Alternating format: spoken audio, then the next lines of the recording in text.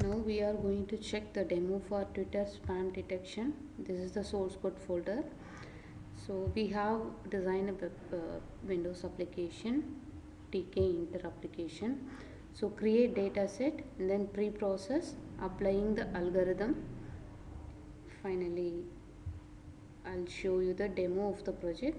So these are all the dataset will be generated during the pre-processing stage. So first we can create the dataset. Creation means we can able to download the dataset from Twitter live data.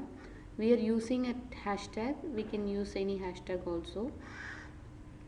So when you see the size of the file 2211 now, so it will increase when the tweet will be appended. The new tweet will be appended to the existing file. So you can see now, so the around 20 tweets we are importing at particular time. We can increase the number, but for showing the demo convenience we are limiting it to 20 numbers. So whenever you execute the project, it will be appended to the existing file. So once the dataset is downloaded, pre-process will occur.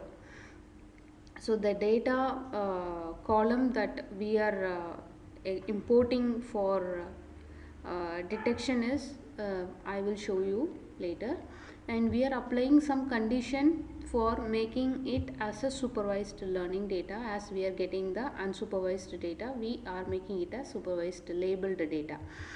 So condition applied for genuine or fake users is nothing but genuine users, the followers count must be greater than 30, number of tweets posted must be greater than 50, number of tweets liked is greater than 0.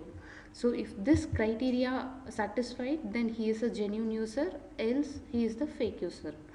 So this is what the pre-processing criteria is done, and we are labeling the data. But after the extraction, the so the dataset is downloaded in the Twitter JSON, and it is also appended to the data file. So this is the extracted data. In the pre-process we are doing this. We are getting the text, Twitter text, ID, Twitter ID, screen name, status count, follower count, friends count, favorites count. So all the information we are getting, all this information we are extracting from the JSON file, and we are saving it the CSV file. So when you click on, so we have to browse the data folder here. So I browse the data file here. Now I click on the pre-process. So pre-process is completed now. So it has generated two dataset. One is dataset and final dataset. So if you see the dataset, so according to the conditions, we have added the status as genuine and fake. So you can see number of genuine and number of fake users in the data. And final data is nothing but we have to convert the data into numeric form. Some of the data to be numeric form. For example,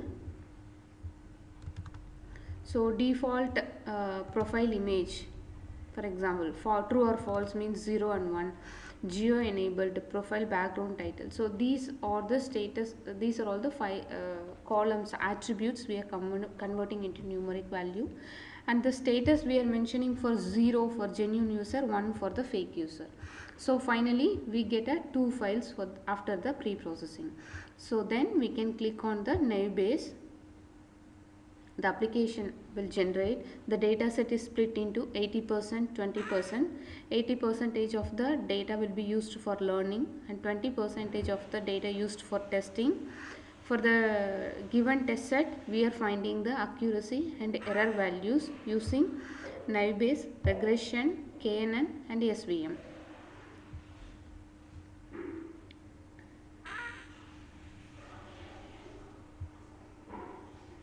So we are getting around 80% accuracy in all other algorithms. Only KNN giving us the less accuracy. So maybe these three are the preferred algorithms for Twitter spam drift detection. So spam drift in this sense, we can use the application for any period of time, any course of time. So the data can be used, labeled, and it can be detected perfectly. Thank you.